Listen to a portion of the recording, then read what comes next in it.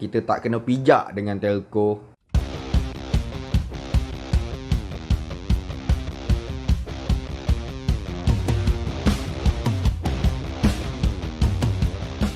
Salam guys, welcome to my video. So you all, video hari ni sangat penting dan aku harap you all boleh tengok video ni sampai habis dan fahamkan video ni serta sharekan video ni kepada semua pengguna telco. Telco ni adalah satu company yang memberi servis komunikasi kepada kita dan ianya menjadi satu keperluan penting yang majoriti semua orang akan gunakan servis ni. Kita nampak yang telco sentiasa berperang dan telco sentiasa improve setiap apa yang di-offer dalam package-package yang disediakan. Sebahagian pengguna yang tahu rajin buat pertukaran telco atau tukar line atau convert nombor pergi ke syarikat lain ataupun dipanggil MNP hanya semata-mata untuk mendapatkan satu plan dan offer yang sangat-sangat berbaloi yang menjimatkan kos bulanan.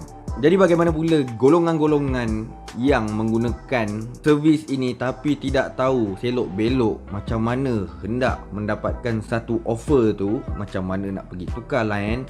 Jadi hal ni korang kena kongsikan, video ni korang kena kongsikan kepada semua orang. Aku harap korang boleh buat perkara ni sebab kuasa di tangan kita. Walaupun tak 100%, tapi kita juga ada kuasa di situ, di mana setiap apa yang kita buat, setiap apa yang customer lakukan, tukar-tukar line, tukar-tukar telco, akan memberi satu cabaran kepada pihak telco untuk improve apa yang dia ada setakat ni. Sama ada dia nak bagi satu offer yang lebih murah ke terpulang kepada diorang. So aku harap kita sebagai pengguna boleh menjadi seorang pengguna yang lalang, yang hanya peduli sesuatu yang berbaloi dan menjimatkan kos. So di mana ada offer yang terbaik, kos yang terbaik, bajet yang terbaik, just go for it. Jangan fikir aku setia pada satu telco. Jangan fikir benda tu teruskan tukar kepada mana-mana lain. Sebab korang kena ingat, kerja telco bagi servis dan dia collect profit. Bukan kerja diorang untuk jaga kebajikan kita ni.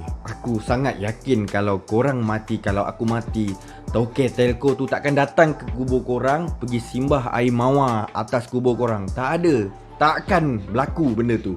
Jadi dia hanya profit. Dia orang cuma fikir profit. Aku tegaskan benda ni profit. Kalau dia orang fikir profit, kita fikir faedah untuk kita. Jadi kita kena dapatkan sesuatu yang berbaloi untuk kita, yang tak menyusahkan, yang buat kita rasa puas hati. Itu hak kita. Jadi benda-benda yang korang perlu tahu untuk tukar line telco ni, aku dah buatkan video khas untuk kepada korang. Dan videonya tak panjang mana pun, lebih kurang bawah 10 minit.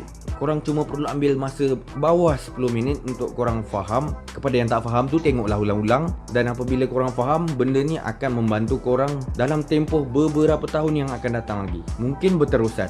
Benda ni kalau perjalanan dia masih sama, benda ni akan terus membantu korang pada masa yang akan datang. Apabila korang berminat dengan satu offer tu, korang kena tahu coverage dia. Tanya kawan-kawan atau orang sekeliling, buat speed test ke apa ke kalau korang tahu. Dan apabila korang yakin dengan coverage tu, just go for that telco. Korang kena buat satu proses yang dinamakan MNP, atau kita panggil dengan tukar line, atau kita panggil dengan convert line. Itu benda tu korang kena tahu. Dan untuk faham video tu, aku sediakan link video tu di ruangan description di bawah. So kesimpulannya, jadi lalang dalam menggunakan servis telco ni adalah lebih baik daripada korang setia dengan satu telco. Kalau you all dapat jumpa tauke telco, diorang boleh cerita macam-macam. Diorang boleh cerita, I want to give something useful, something yang berbaloi untuk kita punya customer.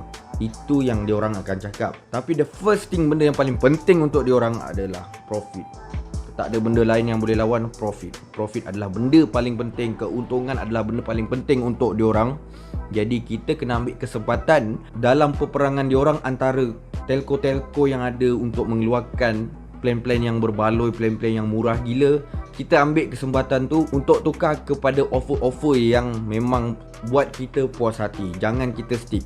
Ya, aku tahu ramai yang fikir tukar line ni, convert telco ni, alah leceh lah benda ni susah.